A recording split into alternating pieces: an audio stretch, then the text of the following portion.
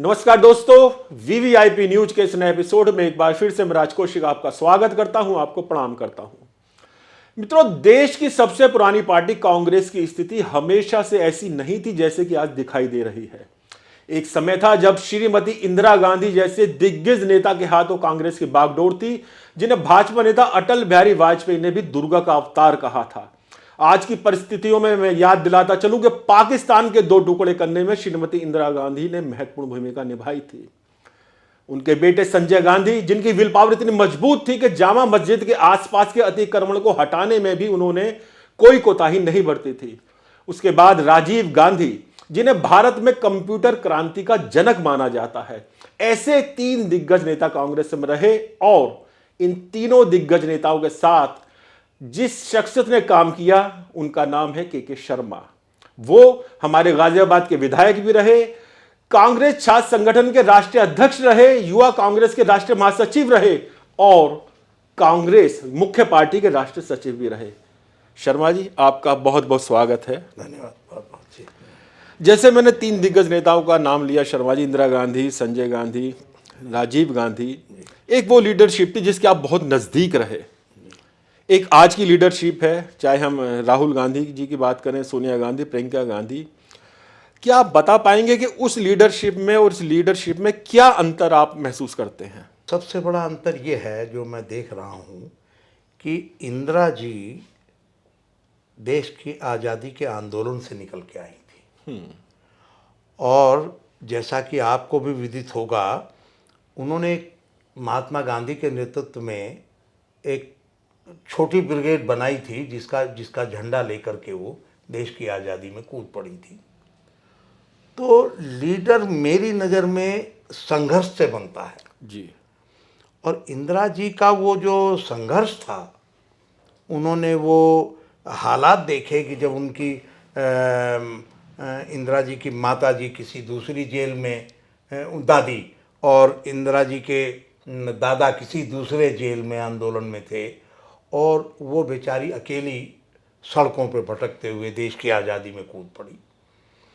तो उन्होंने जो हासिल किया, एक गली गली घूम करके, सड़कों पे घूम करके, उस देश में क्या गुर्बत थी उस समय और अंग्रेज़ों का क्या अत्याचार हमारे ऊपर हो रहा था, वो वहाँ से निकली थी इंदिरा जी। तो इंदिरा जी का जो नेतृत्व और उसमें मुझे काम करने का अवसर मिला, बहुत बड़ा अंतर मैं देखता हूँ आज। जी, इंदिरा जी के क्या ऐसे गुण हैं जो कि आज की लीडरशिप अपना ले, खासतौर पर राहुल गांधी? राहुल जी क्योंकि उस परिवार से निकले हैं, इस परिवार की बहुत बड़ी कुर्बानी है देश के लिए जी। आज हम जैसे लोग, मैं उम्र में तो मैं राहुल जी से बड़ा हूँ, लेकिन हम लोग उस परिवार के नाते उनको भी नेता मानते हैं। आज वो हमारी पार्टी के नेता हैं। एक दो बार मिल करके मैंने उनसे शुरू में कहा, मैंने कहा राहुल जी, जो परंपरा नेहरू गांधी परिवार की रही है उसको मत छोड़िए। और वो ये रही है कि सुबह ही इंदिरा जी प्रधानमंत्री रही नहीं रही, हजारों लोगों से सुबह 8 बजे वो मिल लिया करती थी। चाहे नॉर्थ ईस्ट के किसी कोने से कोई पहुंचा हो, चाहे कर्नाटक साइड से पहुंचा हो, चाहे हिमाचल कश्मीर का हो या हमारे इलाके का हो, सुबह ही वो सिर्फ ये पूछती थी कहाँ से आए और बताइए कैसे आना हुआ। और उसके बाद वो बेचारा अपना जो भी उसको दुखड़ा कहना होता था, इंदिरा जी बड़े ध्यान से सुनती थी। और सुनने के बाद ये मैं जैसे कि बुरा वक्त था 77 में तो भी, लेकिन वो जो पिए थे उनको कहती थी ये लीजिए, पकड़िए, इस पे चिट्ठी पे ये लिख के भेजिए, इनका काम क्यों नहीं हो रहा, ये भेजिए। मंत्री को लिखना होता था उनको भेजती थी। उसकी तसल्ली वहाँ ये हो जाती थी कि मैं अपनी बात इंदिरा जी को जाके बोल दिया और अब इसका हल कुछ ना कुछ होगा। तो मैंने यही कहा, मैंने कहा राहुल जी, अब आप लोगों के हाथ में कमान है, हम लोग तो आपकी जिंदाबाद तब भी बोलेंगे तब भी बोलेंगे। आप वो परंपरा मत छोड़िए, मिलने का समय निर्धारित करिए। राहुल जी के, मैंने कहा आपके चाचा संजय भी मिलते थे, आपके पिताजी के कंधों पर जिम्मेदारी आई, राजीव जी ने भी उस परंपरा को जारी रखा, को निभाया। अच्छा। तो मैंने कहा उस परंपरा की कमी मैं अब अनुभव कर रहा हूँ, उसको तोड़िए मत। तो उन्होंने माना कि नहीं, हम इसके लिए कोई तय करेंगे।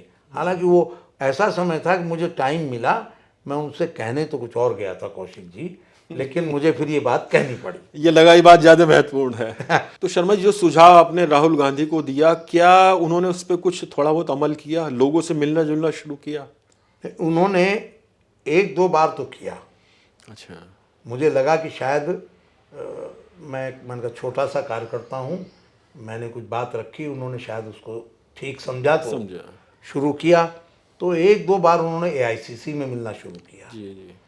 लेकिन वो जिस तरीके से, जिस ढंग से वो होना चाहिए था, क्योंकि एकदम किया गया, कोई सिस्टम नहीं बना उसका।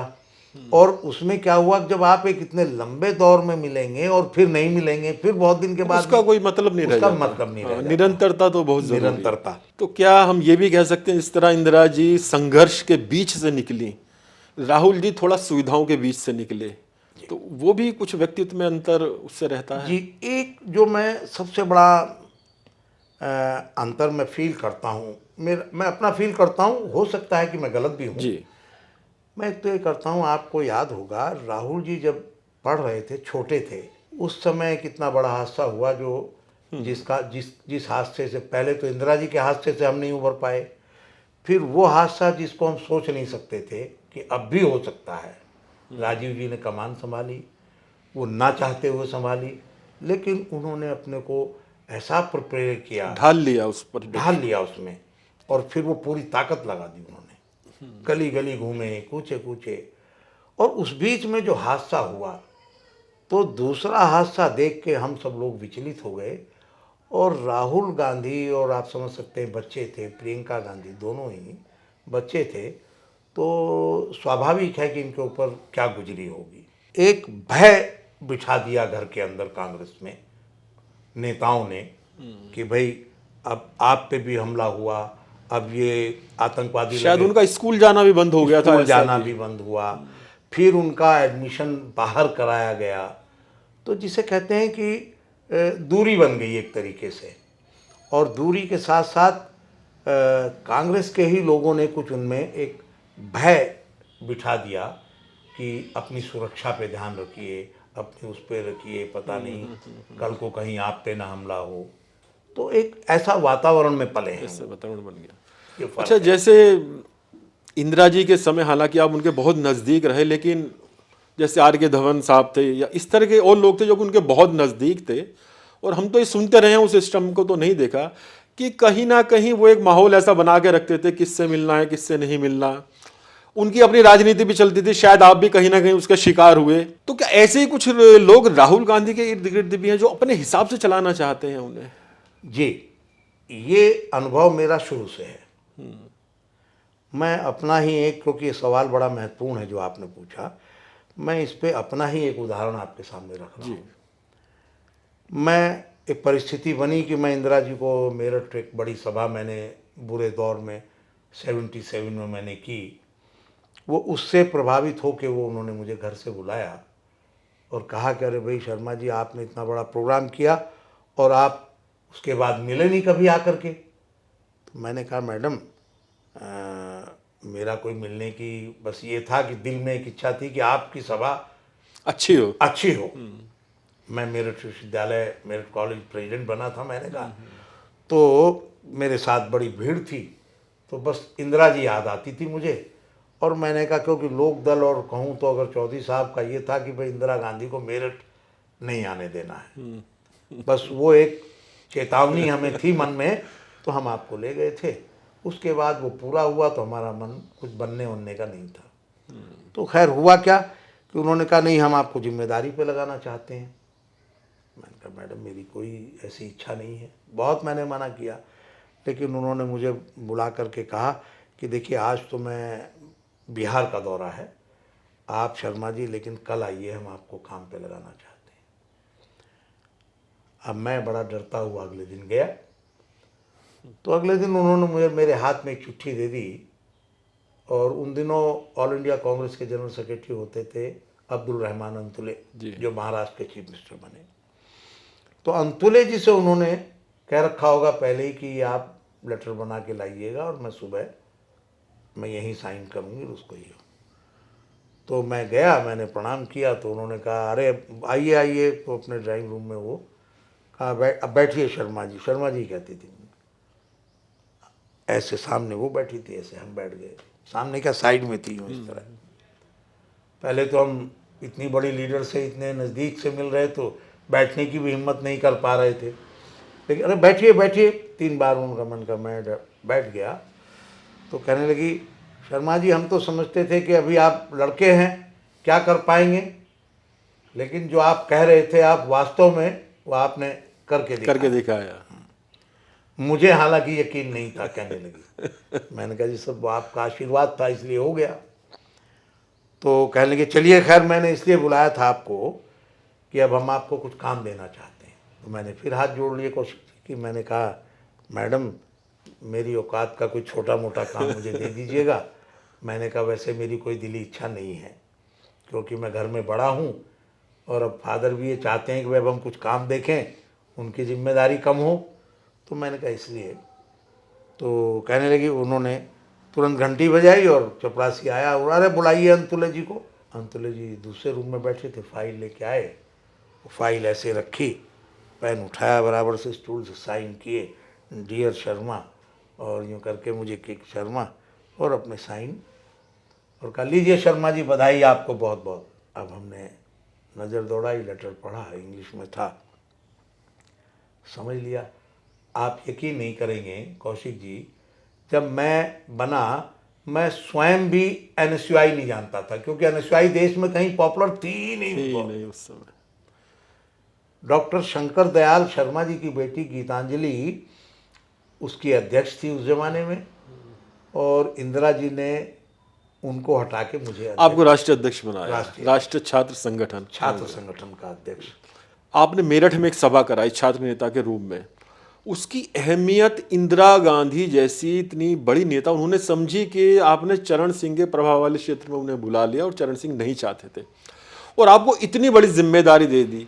ये नेता का बहुत बड़ा गुण है कि वो सामने वाले की काबिलियत को समझकर उसके अनुसार काम दे दे। लेकिन जो खबरें जिस तरह की आजकल हम सुनते हैं, तो मुझको नहीं लगता कि मौजूदा नेतृत्व में, कांग्रेस का जो मौजूदा नेतृत्व है, ये गुण है। अगर ये गुण होता तो एक से एक बड़े नेता, सिंधिया थे, जतिन प्रसाद थे, गुलाम नबी आज़ाद थे, सब लोग बारी बारी से छोड़कर चले गए। तो क्या इस तरह की काबिलियत की, गुणों की कुछ कमी है, या केवल खबरें चलती रहती हैं? देखिए मैंने जैसा वही कहा कि मेरी एक बार लंबी भेंट राहुल जी से हुई, और मैंने उनसे बात करते करते जो उनको मैंने एक सुझाव और दिया था, और मैंने ये दिया था, मैंने कहा राहुल जी मैं आज 2 बातें आपसे करने आया हूँ, 2 नहीं 3 बातें मैंने। तो उन्होंने वक्त दिया था, तो वो बड़े गौर से उन्होंने उस दिन मेरी बात को सुनना चाहा। वो बल्कि टेबल पे, मैं आप सामने था, बीच में टेबल, और ऐसे वो, और बड़े वो ऐसे मतलब बैठ गए सुनने के लिए, यूँ हाथ डाल के और टेबल पे हाथ रख लिया, हाँ तो बताइए आप शुरू करिए। मैंने कहा 3 बातें हैं, अब आप जहाँ से कहें वहाँ से कहो। एक तो मैंने कहा उत्तर प्रदेश के बारे में, एक मैंने कहा मुझे आपके बारे में कहना है, और अगर वक्त आप देंगे और बचेगा 2-4 मिनट का, तो मैंने कहा फिर तीसरा अपने बारे में कुछ कहूँगा, क्योंकि अब आप हमारे नेता हैं, पॉलिटिक्स में आए हैं, आपसे ही कही जाएगी। मैंने कहा आपसे ही कही जाएगी, बहुत सी बातें शायद ना आपकी जानकारी में हो जो हम कहना चाहते हैं। तो उन्होंने सुनना शुरू किया, कहने तो बड़े उसमें बोले अच्छा तो आप मुझसे ही शुरू करिए।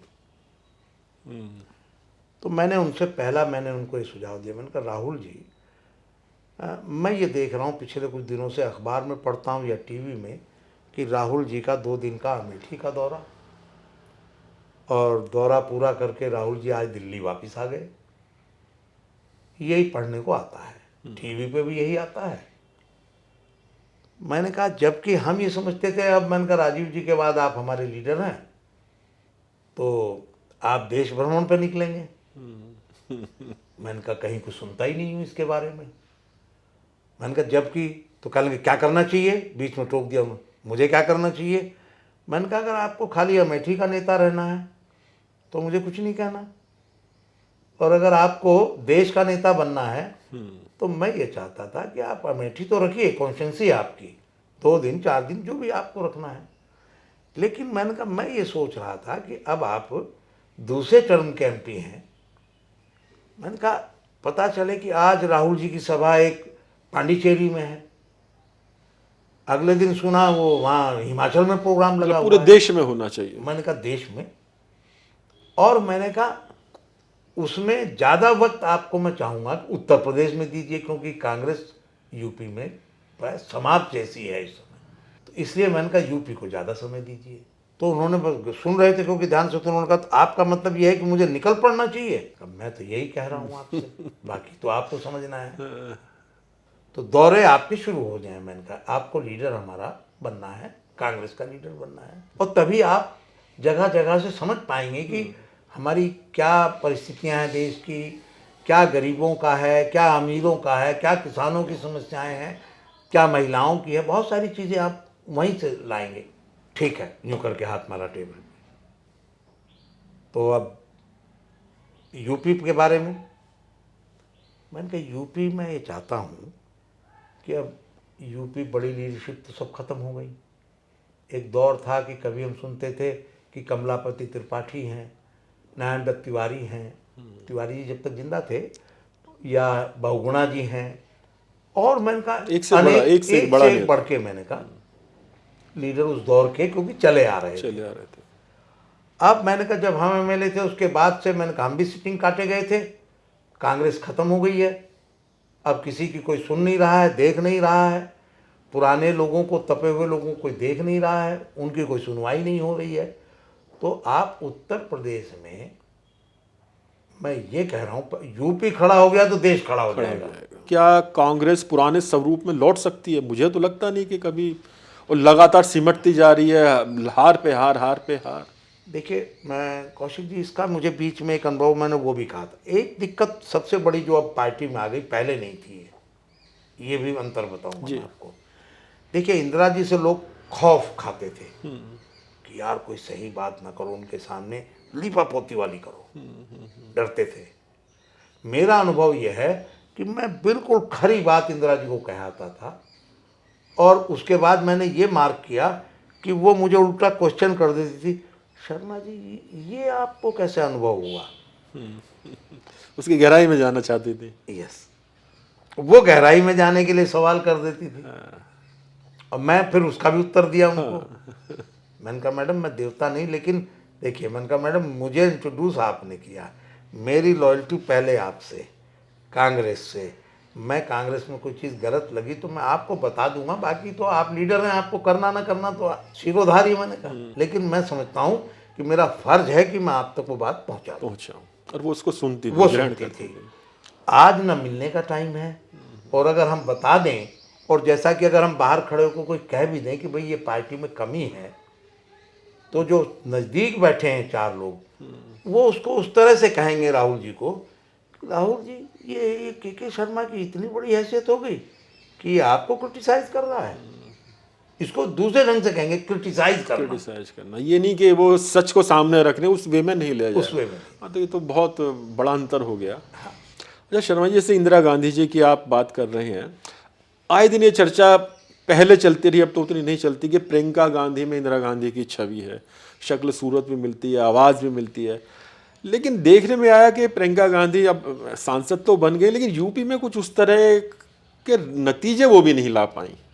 तो क्या प्रियंका गांधी भी कहीं अंदरूनी राजनीति की शिकार है, उनको खुलकर काम नहीं करने दिया जाता, या कुल मिला के कांग्रेस की स्थिति ऐसी हो गई है कि उसमें प्रियंका गांधी भी जान नहीं डाल पा रही? प्रियंका जी साहसी महिला तो हैं, जो मुझे थोड़ा उनके काम करने का ढंग लगता है जी, लेकिन अच्छा बचपन से, क्योंकि शक्ल सूरत से कहो, या फेस कट से कहो, या बालों का ढंग कहो, तो आम तौर पे आम जनता बेचारी, जिसको कोई इससे कोई लेना देना नहीं होता, वो तो इसी पे एक आंकलन कर देती है कि भाई दूसरी इंदिरा गांधी आ गई।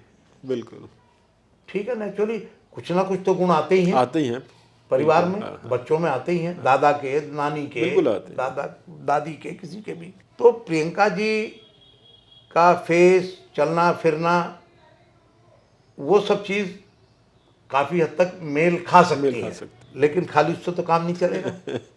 इंदिरा गांधी थी। इंदिरा गांधी थी। जी। जब 2019 में कोरोना शुरू हुआ, उससे कोरोना से करीब 2 महीने पहले का वक्त था, या 1.5 महीने पहले का, जब मिले थे, तो उन्होंने तुरंत कहा नहीं नहीं, अरे भाई वो जो उनका पीए खड़ा था, वो नोटबुक लिए, सुनो भाई वो शर्मा जी का टाइम नोट कर लो, और शर्मा जी मैं 3 दिन के लिए बाहर जा रही हूँ, 3 दिन के बाद मैं आपको बुलाऊंगी, और नोट कर लो भाई शर्मा जी को 3 दिन के बाद बुलाना है, और फिर आपसे अकेले की बात करेंगे, जो आपके सुझाव हो। मैंने कहा जी ठीक है। अब हम बातचीत करके हम तो निकल आए। मैंने साहब उसने नोट भी कर लिया, उसको फिर प्रियंका जब चली गई मैंने उसको भी कहा भाई, मैंने कहा बता देना हमको भैया। वो दिन है और आज का दिन है प्रियंका जी से टाइम मांगते मांगते, अच्छा, वो मतलब वो 3 दिन तो हुए ही नहीं और टाइम मांग रहे हैं, तो टाइम भी नहीं मिल रहा और टाइम भी नहीं।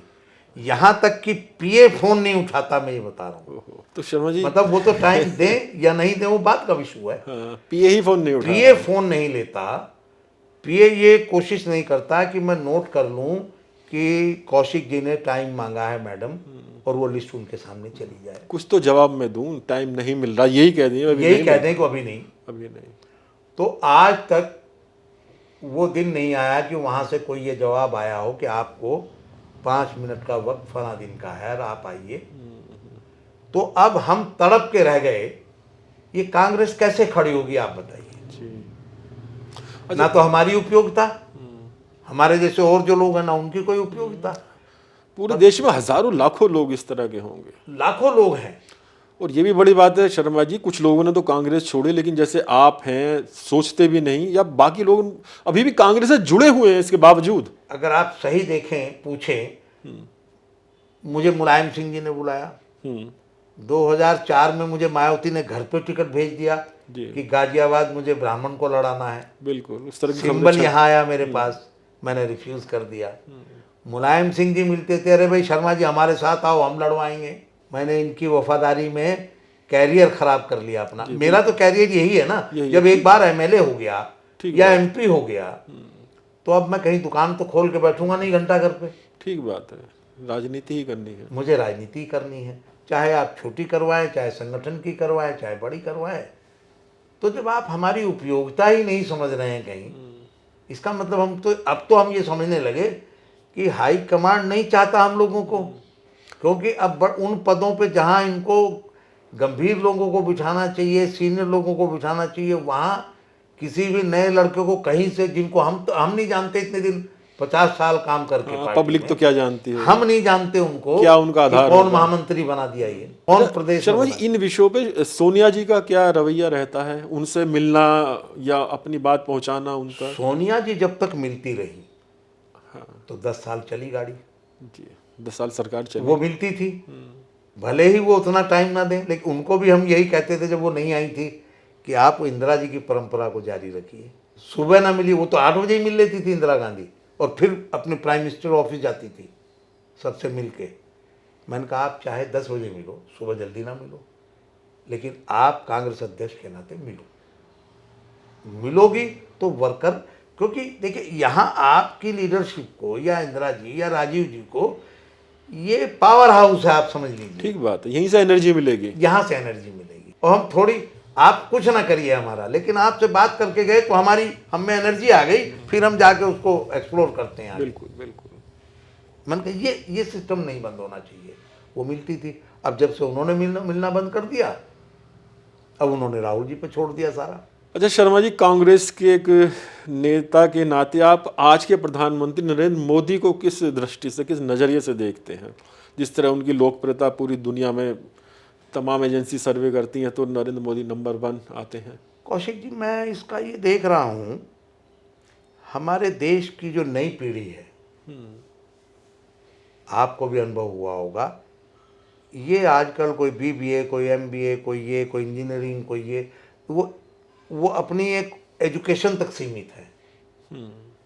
नई पीढ़ी को आप कहीं नहीं देखेंगे कि उनमें ये दिलचस्पी हो कि वो ये पढ़े कि आखिर ये देश क्या था और कहाँ से क्या हुआ है और क्या किसकी कुर्बानी उसकी है, दिलचस्पी नहीं क्या होती। किसका योगदान है, मुझे इसकी कमी दिख रही है आजकल की पीढ़ी में। ठीक।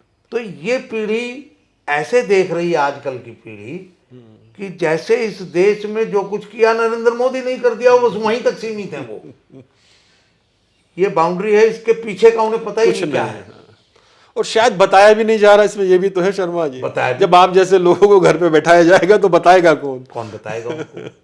तो कोई बताने वाला नहीं। अब मनमोहन सिंह जी के यहाँ तो ये हो रहा है कि अब मनमोहन सिंह जी हमारे बीच से चले गए, देश के प्रधानमंत्री, तो टीवी पे भी 4 दिन तो बखान कि ऐसे प्रधानमंत्री हुए, ये किया ये किया ये किया। वैसे चैनल आज उन लोगों के कब्जे में है कि वो बताने को ही तैयार नहीं है। वो ऐसा ही दिखाता है कि न जाने मोदी जी ने क्या कर दिया। मोदी जी को मैं गुजरात का प्रभारी था जब मोदी जी मुख्यमंत्री थे। जी। मैं आपको सोनिया जी के साथ मैं सेक्रेटरी इंचार्ज गुजरात। मुझे ये कहने में कोई गुरेज आज नहीं है, क्योंकि मैंने तो अब ये मान लिया कि मेरा तो भविष्य कुछ है ही नहीं, अंधकार में है। जब मैंने 35 साल टिकट कटने के बाद बैठा हूँ मैं और इनको नहीं दिखाई दे रहा हूँ किसी को, तो अंधकार ही है। अब क्या मेरा इस्तेमाल करेंगे? मैं उस समय भी मैंने 1-2 बार दबी जवान से सोनिया जी को कहा। जैसे आपको मैं एक उदाहरण दे देता हूँ। जब मैं यूथ कांग्रेस में बनाया इंदिरा जी ने, तब भी मैं गुजरात का प्रभारी तब भी रहा मैं, और अहमद पटेल मेरा यूथ कांग्रेस का मेरा अध्यक्ष था। ये बेकारा आदमी था, कुछ करता नहीं था, गांधीनगर में सूत की माला पहनाए, मीटिंग करे और बस वहीं तक सीमित। मैं कहा करता था, मैंने कहा यार अहमद भाई तुम यार जिलों में भी प्रोग्राम लो, कहीं चलो। मैं खाली अहमदाबाद ही नहीं आया हूँ काम देखने, पूरा गुजरात देखना है। गुजरात देखना है यार। बाहर कहीं सम्मेलन करेंगे दूसरे जिलों में, जो इंटीरियर के ज़िले हैं जहाँ कोई जाता नहीं है, वहाँ चलेंगे। हाँ हाँ हाँ मैं प्रोग्राम बनाता हूँ, अब चलेंगे, आगे चलेंगे। मैं इसको दौड़ाता था। इसको जब सोनिया जी आ गई, इन लोगों ने कुछ ऐसा गोलबंदी कुछ लोगों ने करी, ये पॉलिटिकल सेक्रेटरी बन गए उस बीच में। और इन लोगों ने वही जो आज हो रहा है, इन्होंने ऐसा कब्जा सोनिया जी के चारों तरफ किया। मैंने तब 2-3 बार सोनिया जी को ये कहा, मैंने कहा मैडम ये हमारे हैं तो मित्र साथी हैं, लेकिन ये अहमद जी अपनी राजनीति बनाए रखने के लिए ये नरेंद्र मोदी से मिले हुए हैं गुजरात में। ओह अच्छा। क्यों? ये नहीं चाहते कि बघेला जी आगे आए। हालांकि बघेला जी भी नरेंद्र मोदी के साथी वहीं से कांग्रेस में आए थे, लेकिन मेरा ये मानना है अगर थोड़ा उसे फ्री हैंड दिया होता काम करने का, जो अहमद पटेल ने नहीं होने दिया, तो बाघेला इतना दबंग और मजबूत आदमी था, शायद इस नरेंद्र मोदी को वहीं निपटा लेता वो गुजरात में। ये हमारे कांग्रेस वालों ने कांग्रेस खत्म की है, मैं ये बताना चाहता हूँ। और कहीं ना कहीं नरेंद्र मोदी को बनाने में भी भूमिका रही। और शर्मा जी वही अहमद पटेल, मतलब राजनीतिक सलाहकार तक सोनिया गांधी के वो रहे। वही किया। जी। और इन्होंने फिर वो पकड़ बना ली कि कान भर भर के कि राज कौशिक जी टाइम मांग रहे हैं, वो पीओ पे भी कब्जा किया उन्होंने। वो वहाँ लिस्ट देख लेते थे कि राज कौशिक जी का नाम है, टाइम मांगा है, अच्छा अरे सुनो इससे हटा, इनका नाम मत भेजो आगे।